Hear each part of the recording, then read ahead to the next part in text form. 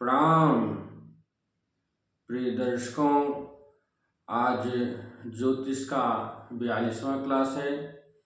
आज की क्लास में हम आप लोगों को बताने वाले हैं कि सूर्य जब जातक की कुंडली में अष्टम भाव में विराजमान होता है तो उस समय क्या फल देता है। जो 8वां भाव होता है वो अंधकार का घर होता है, अर्थात वहाँ से सृजन होता है।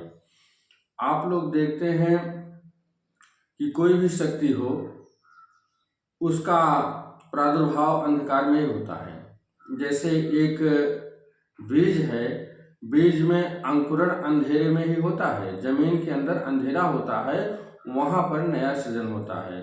तो जो अष्टम भाव होता है वो सृजनात्मक भाव होता है। वहाँ पर जब सूर्य बैठता है, सूर्य की इसका कारक है प्रकाश का, सूर्य जो है यह प्रकाश है। तो अष्टम भाव में जब सूर्य बैठता है तो वो क्या फल देता है।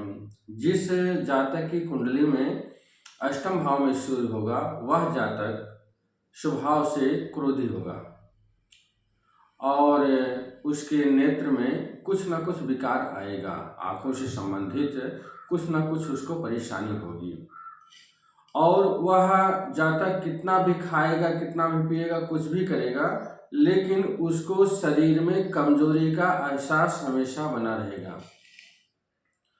और अष्टम भाव में जिस जातक की कुंडली में सूर्य देव विराजमान है, ऐसा जातक अचानक सट्टे में यदि ध्यान लगाता है तो अचानक उसको कुछ न कुछ लाभ उससे मिलता है। यदि सूर्य की स्थिति बहुत अच्छी है तो सट्टे से उसको बहुत अच्छा लाभ मिलता है, ऐसा कुंडलियों में पाया गया है। अष्टम भाव का सूर्य जातक को गुदा से संबंधित रोग देता है। गुदा से संबंधित रोग क्या हुए, जैसे पाइल्स हो गया, बवासीर, फिस्टुला हो गया, फिशर हो गया, अर्थात गुदा से संबंधित जो रोग होते हैं ये होता है। और इसका जो रूट होता है, जैसे पाइल्स का जो रूट होता है कब्ज होता है, कॉन्स्टिपेशन, तो ऐसे जातक को कॉन्स्टिपेशन की समस्या बनी रहती है। पित्त से संबंधित विकार बना रहता है। और सूर्य पापक ग्रहों की युति में है, पापक ग्रहों की दृष्टि में है या नीच का सूर्य है तो जातक को हमेशा एक बुखार का भी एहसास बना रहता है कि मेरे शरीर में बुखार है, बुखार की पीड़ा है।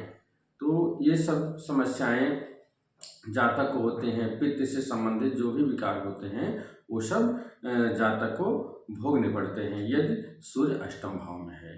तो आज के लिए इतना ही, अब मिलते हैं अगली क्लास में। हरि